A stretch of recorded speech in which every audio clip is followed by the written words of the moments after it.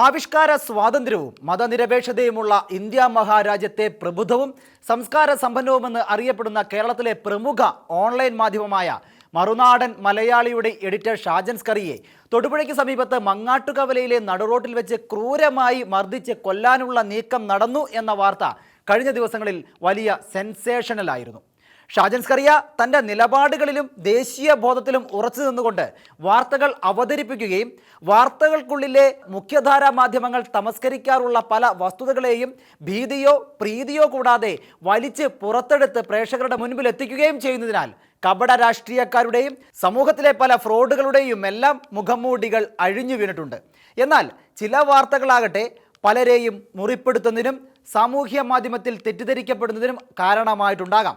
അതിനാൽ മറുനാടൻ ഷാജിനെ ഇല്ലാതാക്കുവാനും കള്ളക്കേസെടുത്ത് ജയിലിലടയ്ക്കുവാനും സ്വദേശത്തും വിദേശത്തുമൊക്കെ വെച്ച് കയ്യേറ്റം ചെയ്യാനുമുള്ള നീക്കങ്ങൾ തകൃതിയായി നടന്നുകൊണ്ടിരിക്കുകയായിരുന്നു. ഇല്ലാത്ത വർഗീയാധിക്ഷേപത്തിൻ്റെ പേരിലും മാനനഷ്ടത്തിൻ്റെ പേരിലും ഒന്നിനു പുറകെ ഒന്നായി കള്ളക്കേസുകൾ വന്നപ്പോൾ ഷർട്ട് ധരിക്കാൻ പോലും അനുവദിക്കാതെ അർത്ഥനഗ്നനായ ഷാജിനെ ബലമായി കസ്റ്റഡിയിലെടുക്കുന്നത് പോലും കേരളം കണ്ടു. മറുനാടനെ താഴെ ഇറക്കാൻ കച്ചമുറുക്കി ഇറങ്ങിയ ചിലർ അധികാരത്തിൻ്റെ പിൻബലത്തിൽ നടത്തിയത് അതിശക്തമായ വേട്ടയായിരുന്നു. എല്ലാറ്റിൻ്റെയും ഒടുവിൽ അവർക്ക് ഒന്നിനും കഴിയാതെ പിന്മാറേണ്ടതായി വരികയാണുണ്ടായത്. അതിൻ്റെ ലേറ്റസ്റ്റ് എപ്പിസോഡായിരുന്നു മങ്ങാട്ടുകവലയിൽ ശനിയാഴ്ച അരങ്ങേറിയത്. കാറിൽ നിന്ന് വലിച്ചിറക്കി ക്രൂരമായി മർദ്ദിച്ച് കൊലപ്പെടുത്താനായിരുന്നു മാത്യൂസ് കൊല്ലപ്പള്ളി എന്ന മുഖ്യപ്രതിയുടെയും ഷിയാസ് അക്ബർ ടോണി എന്നീ കൂട്ടുപ്രതികളുടെയും പദ്ധതി. എന്നാൽ അദൃശ്യശക്തിയുടെ കാവലിൻ്റെ തുണയാൽ എന്ന പോലെ സംഭവസ്ഥലത്ത് ഓടിക്കൂടിയവർ മരണത്തിൽ നിന്ന് അദ്ദേഹത്തെ രക്ഷിക്കുകയായിരുന്നു. മുഖ്യധാരയിലുള്ള വാർത്താ ചാനലുകൾ അരങ്ങ് തകർക്കുകയും റേറ്റിംഗ് കൂട്ടാൻ സെൻസേഷനിലായ വാർത്തകൾക്ക് പുറകെ പായുകയും ചെയ്യുന്ന കാലത്ത് യൂട്യൂബ് എന്ന സമൂഹ മാധ്യമത്തിൻ്റെ സാധ്യതകൾ വാർത്തകൾക്കുള്ളിലേക്ക് തുറന്നു വെച്ചുകൊണ്ട് കടന്നു വന്ന മറുനാടൻ മലയാളി എന്ന ന്യൂസ് പോർട്ടൽ വളരെ പെട്ടെന്നായിരുന്നു ലോകമെങ്ങുമുള്ള മലയാളികളുടെ പ്രിയപ്പെട്ട വാർത്താ ചാനലായി മാറിയത്. പരസ്യദാതാക്കളുടെ പാദസേവ ചെയ്യേണ്ടി വരുന്ന മുഖ്യധാരാ മാധ്യമങ്ങൾക്ക് വാർത്തകൾ സൗകര്യപൂർവ്വം മുക്കേണ്ടതും കാപട്യത്തിൻ്റെ ആൾരൂപങ്ങളായ സോഷ്യൽ ഫിഗറുകളെ വെള്ളപൂശേണ്ടതും അനിവാര്യമാകിയാൽ അതിനൊന്നും മെനക്കെടാതെ വാർത്തകൾ ഭയം കൂടാതെ നൽകുന്ന മറുനാടന് പലപ്പോഴും അവരെക്കാൾ ശക്തമായ ജനപിന്തുണ ഉണ്ടെന്നത് പലരുടെയും അസഹിഷ്ണുതയ്ക്ക് കാരണമായിട്ടുള്ളതിനാൽ ഷാജിനെതിരെ നടന്ന കൊലപാതക ശ്രമത്തെ അവരിൽ ചുരുക്കം ചിലർ മാത്രമാണ് ചർച്ചയാക്കിയത്.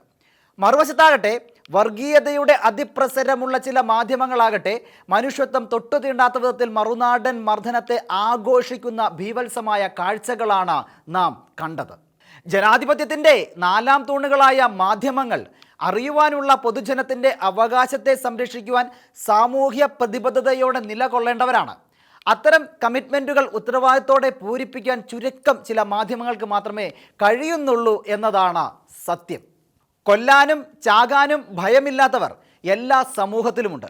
എന്നാൽ ആശയത്തെ ആശയം കൊണ്ട് നേരിടാൻ കെൽപ്പില്ലാത്ത കാപട്യത്തിൻ്റെ ആൾരൂപങ്ങൾ അധികാരവും പണവും ആൾബലവും ഉപയോഗിച്ച് ഇത്തരത്തിൽ മാധ്യമങ്ങളുടെ വായ് മൂടുവാൻ തുനിഞ്ഞിറങ്ങുകയും നാളെകളിൽ അതിലവർ കുറേയൊക്കെ വിജയിക്കുകയും ചെയ്താലും കാപട്യത്തിൻ്റെയും അഴിമതിയുടെയും ദുർമേധസ്സുകളായ കോമരങ്ങളെ തുറന്നു കാണിക്കാൻ വേറിട്ട വഴിയിലൂടെ സഞ്ചരിക്കുന്ന 1000 മാധ്യമപ്രവർത്തകർ ഇവിടെ എഴുന്നേൽക്കുകയും ചോദ്യങ്ങൾ ഉയർത്തുകയും ചെയ്യും.